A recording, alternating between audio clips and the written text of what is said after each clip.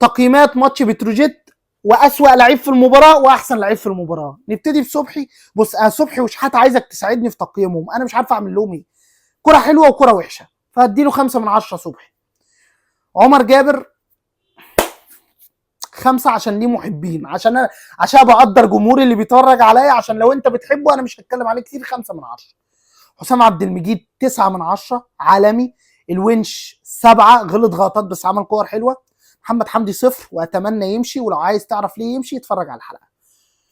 اطلع قدام شحاته، قلت لك تقييمه ليك، انا مش عارف اقيمه ايه. كره حلوه وكره وحشه، هديله 5 برضه.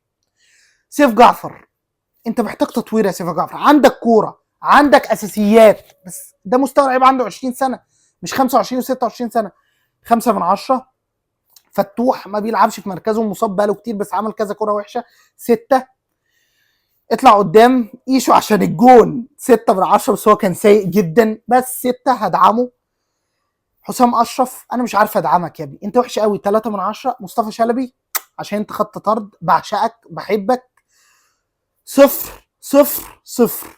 اللي نزلوا عبد الله السعيد 7 من 10. شيكابالا 7 من 10 عشان الجون طبعا، عشان بحبه. ايمن امير عبد العزيز 7 من 10، لعيب كويس ادعمه، ناشئ، وانت اديك شفت حسام اشرف كارثي، فادعم الناشئ بتاع النادي بتاعك.